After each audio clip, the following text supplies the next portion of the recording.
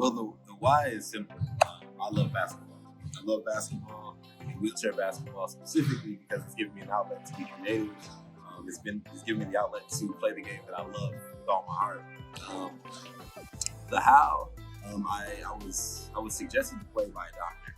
I was one of those kids that didn't know about wheelchair basketball because of I don't know, lack of publicity or lack of it being available to me in my area.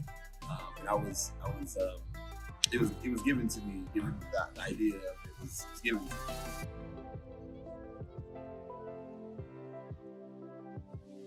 When I first started playing wheelchair basketball, I did love the sport, but I also wanted to be one of the best. I wanted to know how could I be the top, and I was very young and I had high, lofty goals, but I knew in order to be considered the best or to try to be one of the best, I needed to play at the highest level.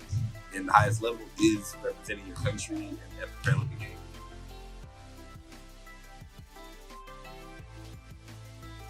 Playing ball at the University of Wisconsin-Whitewater was like a springboard as far as reaching levels that I wanted to reach. Because when you play at the collegiate level, it doesn't matter if you go to Whitewater, it doesn't matter if you go to Illinois, it doesn't matter if you go to Texas or Edinburgh, you're going to learn how to play the game. You're going to learn how to play the game, you learn the fundamentals, you learn how to be a student athlete, and you learn how to approach the game more professionally. So that going to University of Wisconsin-Whitewater really springboarded me to be an even more successful wheelchair basketball player.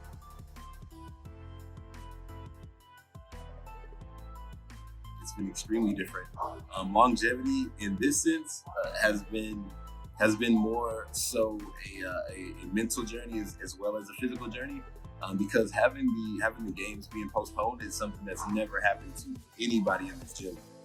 I don't think a postponement has happened to anybody in the last decade. This is a very, very special game because of that.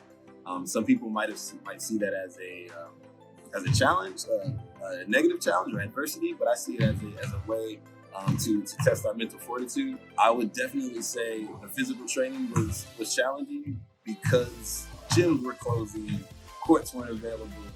You had to do different protocols, staying away from people, and we had to be creative with our training. But luckily, we have some of the best strength and conditioning coaches, the best basketball coaches in the world. So they were able to give us unique, creative programs in order to stay ready for this process. But also having access from the United States Youth Olympic and Paralympic Committee, we also have a lot of mental health resources available to us. So using those and being able to be locked in at all times has enabled us to all be ready. And it's an exciting time to be a USA wheelchair basketball player. Each player here that's trying out right now has the opportunity to defend what we've created. I think the lack of gold medals that happened in between 89 and 2016, that happened, but that's in the past now, and we're all about moving forward. We have a beautiful opportunity to build upon what we did in 2016. I'm excited to have the opportunity to do that. I know these guys as well, and we just want to make everybody back at home proud. I know we have the support. We have the support from sponsors. We have the support from NWBA fans alike, and we're going to do the best that we possibly can.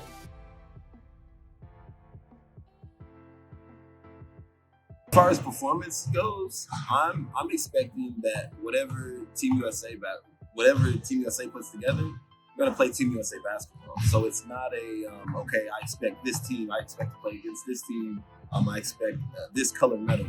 I think playing USA basketball at the highest level, not even trying to compare ourselves against anybody else who's playing highest level USA basketball can play, I think the results take care of themselves. So my expectation is to just play our basketball, our brand of basketball, represent ourselves both on and off the court as ambassadors, and do what we all know that we can do.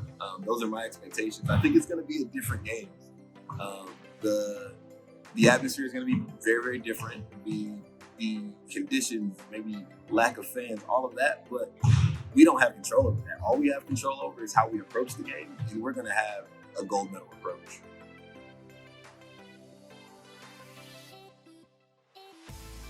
See, that level of generosity that Toyota has shown us is something that I haven't seen my entire Paralympic career, and I've been on the national team since 2003 consecutively. That's a long time. And the helping hand, the backing, the strong support that Toyota has given us, it's incredible. It makes me feel so confident going into my training. It makes me feel so confident going into the competition, and it makes me feel even more confident that the Paralympic movement is in good hands, because I think they have set a trend. I think that Toyota has set a trend, and they're going to lend us this amount of support. Other companies are going to follow suit, and now they're a leader in this space. They're a respected leader in this space, and I have nothing but love for Toyota. And as a Paralympian who has been a Paralympian for such a long time, I can only say thank you for the amount of support that they've given us. This is remarkable. It's unbelievable.